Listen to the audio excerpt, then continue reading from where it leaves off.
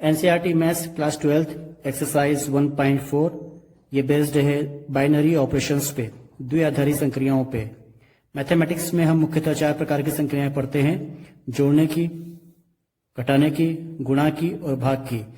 इसमें से भी यदि हम किसी एक संक्रिया की बात करें तो उस एक संक्रिया से एक बार में हम सिर्फ 2 संख्याओं को ही हल कर पाते हैं। उदाहरण के लिए यदि हम जोड़ने की संक्रिया की बात करें और 2 संख्याएं जो हमारे पास हैं जो कि a और b हैं, यदि इसके बीच में हम जोड़ने की संक्रिया करना चाहते हैं तो उसे हम इस प्रकार से लिखेंगे a धन b।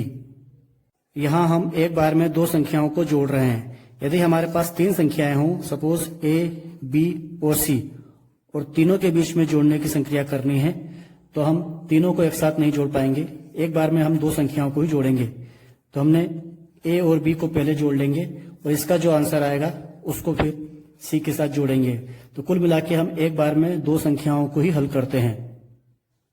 इसी प्रकार से चाहे घटाने की संक्रिया हो, गुणा की संक्रिया हो या भाग की संक्रिया हो, एक बार में हम सिर्फ 2 संख्याओं को ही हल करते हैं और इसीलिए इन्हें द्विआधारी संक्रिया कहा जाता है, बाइनरी ऑपरेशंस कहा जाता है। द्विआधारी संक्रिया होने के लिए कुछ कंडीशंस हैं, बाइनरी ऑपरेशंस के लिए कुछ कंडीशंस हैं। यदि हमें कोई समुच्चय a दे रखा है जिसके कुछ अवयव हैं तो द्विआधारी संक्रिया होने के लिए समुच्चय a के अवयवों की संक्रिया समुच्चय a से ही करनी होगी। साथ ही संक्रिया के पश्चात हमें जो एंड रिजल्ट मिलेगा, जो अंतिम परिणाम मिलेगा, जो अंतिम आंसर मिलेगा, वो भी समुच्चय a में से ही होना चाहिए। तभी हम उस संक्रिया को द्विआधारी संक्रिया कहेंगे, अन्यथा नहीं कहेंगे। हम इसे एग्जाम्पल से समझते हैं। माना हमारे पास समुच्चय a है जिसके अवयव हैं 1 और 2 और हम जोड़ने की संक्रिया करने वाले हैं। तो समुच्चय a के अवयव समुच्चय a के अवयव से ही संक्रिया करेंगे नियमानुसार। तो इस प्रकार से एक इस 1 और 2 से संक्रिया करेगा और ये 2 भी इस 1 और 2 से संक्रिया करेगा। 1 से 1, 2 से, फिर 2, 1 से और 2 से संक्रिया करेगा। तो इस प्रकार से वास्तव में ये कार्तीय गुणन हो गया, क्रॉस प्रोडक्ट हो गया। साथ ही में संक्रिया के पश्चात, जोड़ने की संक्रिया के पश्चात जो हमें आंसर मिलेगा वो समुच्चय a में से ही होना चाहिए। तो a क्रॉस a, ये हमें a ही देना चाहिए। यही द्विआधारी संक्रिया को लिखने का तरीका होता है। यहां पर हम संक्रिया का चिन्ह भी लगा देंगे। जहां पर संक्रिया हमें नहीं पता होती है तो वहां पर हम स्टार लगा देते हैं और फिर द्विआधारी संक्रिया को इस प्रकार से दिखा देते हैं। तो संक्रिया के सभी संभव परिणाम यदि समुच्चय a में से ही मिलते हैं तभी संक्रिया द्विआधारी संक्रिया होगी। यदि एक भी एग्जाम्पल ऐसा मिल गया जो समुच्चय a में से उसका परिणाम नहीं आ रहा है तो संक्रिया द्विआधारी संक्रिया नहीं होगी। इसी उदाहरण की हम बात करें, समुच्चय a के लिए धन की संक्रिया द्विआधारी है या नहीं, तो हमने a क्रॉस a करके देखा तो 1 और 1 का जोड़ 2 होता है। अभी ये समुच्चय a में से है, लेकिन 1 और 2 का जोड़ 3 होता है जो कि समुच्चय a में से नहीं है। अतः समुच्चय a के लिए जोड़ने की संक्रिया द्विआधारी संक्रिया यहां पर नहीं है। इन सारे मानों के लिए यदि जोड़ समुच्चय a में से ही मिलता, 1 और 2 में से ही मिलता, तब हम कहते कि जोड़ने की संक्रिया समुच्चय a के लिए द्विआधारी संक्रिया है। लेकिन यदि हमें एक भी एग्जाम्पल ऐसा मिल गया, जैसे हमें यहाँ पर ऐसा मिल गया 1 और 2 इनका जोड़ 3 होता है, जो समुच्चय a में से नहीं आता, तो अगर एक भी एग्जाम्पल ऐसा मिल गया तो फिर जोड़ने की संक्रिया समुच्चय a में द्विआधारी नहीं रही। अब हमें बताना है कि प्राकृत संख्या नेचुरल नंबर्स के लिए जोड़ने की संक्रिया द्विआधारी संक्रिया है नहीं। तो हमें पता है प्राकृत संख्याएं 1 से लेके अनंत तक होती हैं। प्राकृत संख्याओं में जोड़ने की संक्रिया दिखाने के लिए n के अवयवों की संक्रिया n के अवयवों से ही हम करते हैं। n के अवयवों की संक्रिया n के अवयवों से करने के पश्चात हमें जो आंसर मिलना चाहिए वो n में से ही मिलना चाहिए। मतलब दो प्राकृत संख्याओं को यदि हम जोड़ें तो फिर हमें एक प्राकृत संख्या ही मिलना चाहिए। यदि ऐसा मिलता है तब प्राकृत संख्याओं के लिए जोड़ने की संक्रिया एक द्विआधारी संक्रिया होगी।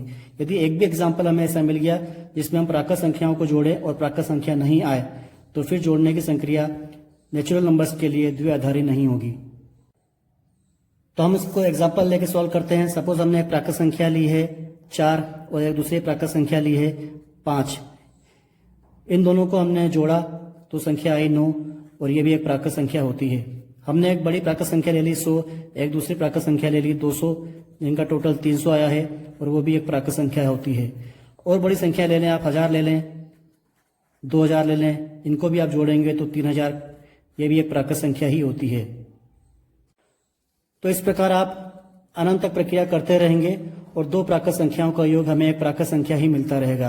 अतः इससे यह सिद्ध होता है कि प्राकृत संख्या के बीच में जब हम जोड़ने की संक्रिया कर रहे हैं तो हमें प्राकृत संख्या मिल रही है। अतः प्राकृत संख्याओं के लिए जोड़ने की संक्रिया एक द्विआधारी संक्रिया होती है। द्विआधारी संक्रियाओं में हमें तत्समक अवयव, आइडेंटिटी एलिमेंट, व्युत्क्रमणीय अवयव, इन्वर्टिबल एलिमेंट और प्रतिलोम अवयव, इनवर्स एलिमेंट के बारे में भी पढ़ना है, जिसे हम सिर्फ तत्समक, व्युत्क्रमणीय और प्रतिलोम कहेंगे। एक्सरसाइज 1.3 में हमने इन तीनों के बारे में डिटेल में पढ़ा है। थोड़ा हम उसके बारे में डिस्कस कर लें। हमने पढ़ा था g of f x equals to x और f of g y equals to y यदि मिलता है तो तत्समक विद्यमान होता है।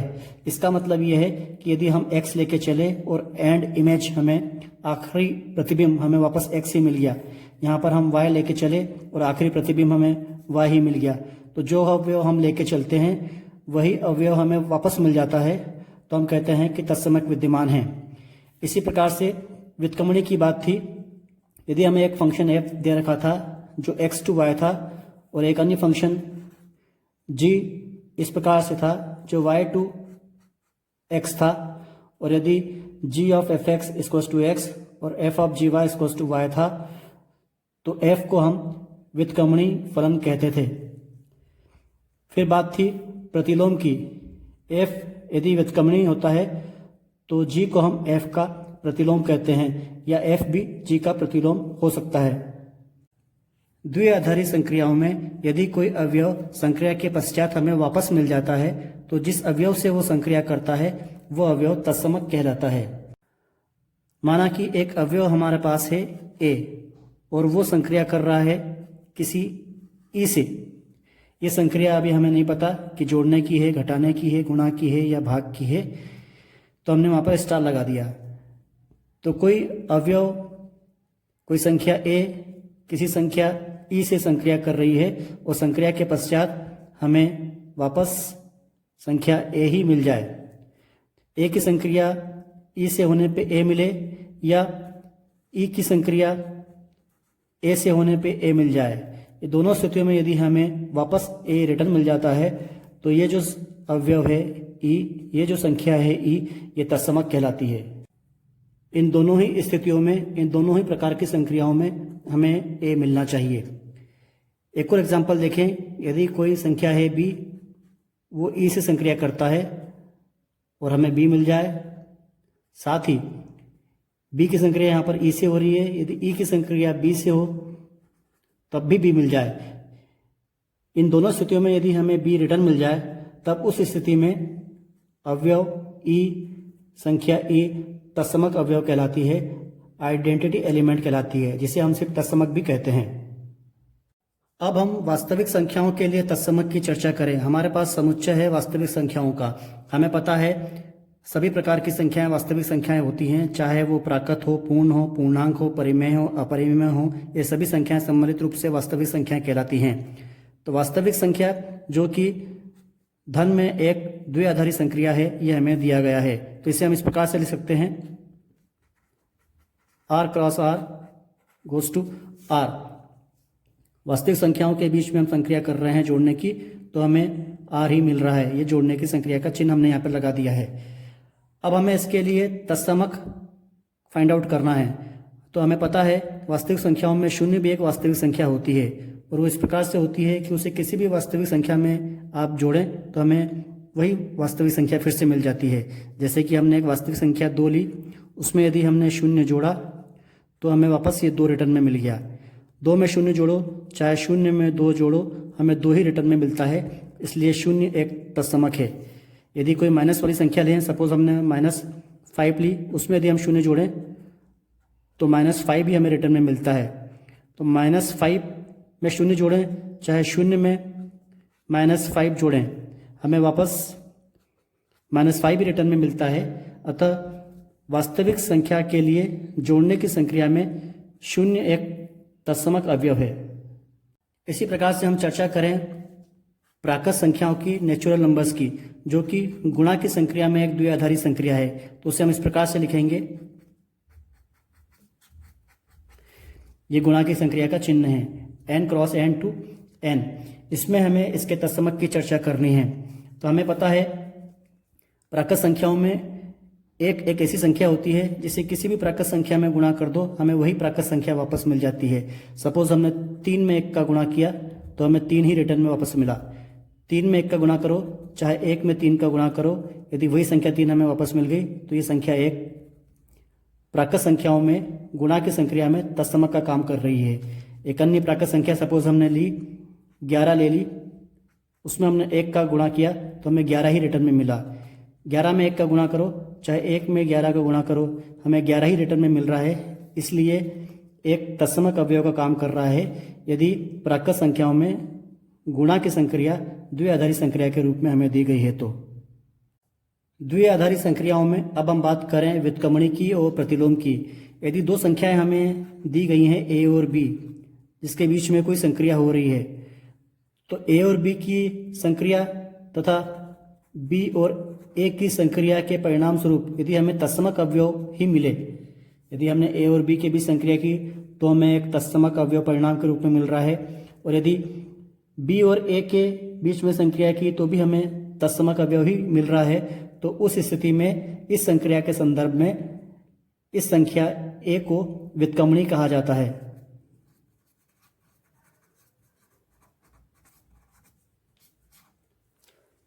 और b को a का प्रतिलोम कहा जाता है।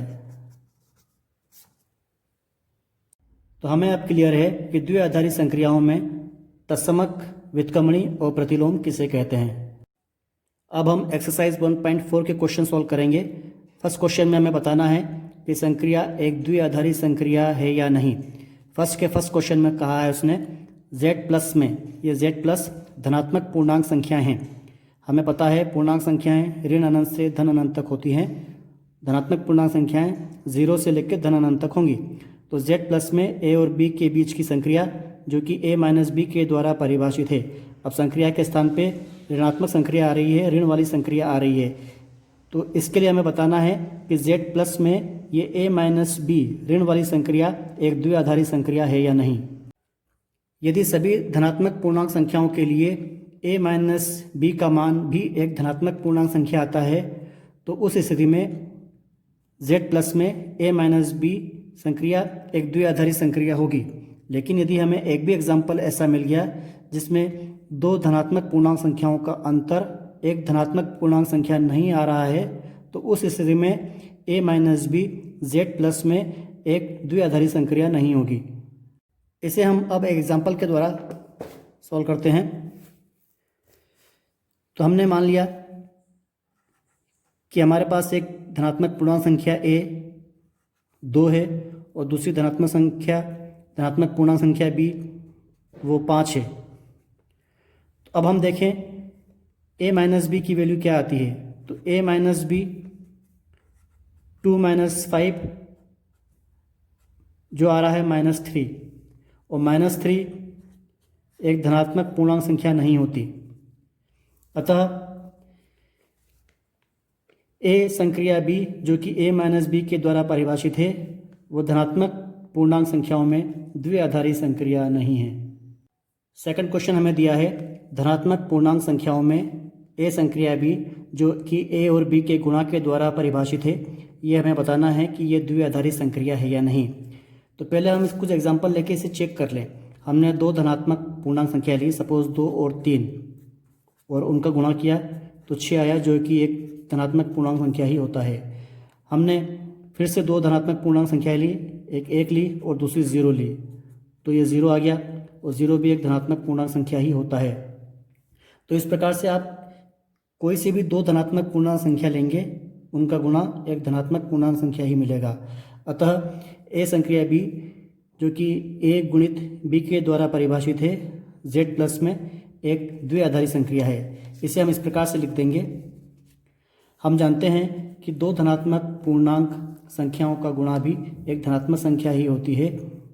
इस प्रकार से कि हमने एक धनात्मक पूर्णांक संख्या ए ली और दूसरी धनात्मक पूर्णांक संख्या बी ली, और इन दोनों का गुणा ए बी, वो भी धनात्मक पूर्णांक संख्या ही आता है।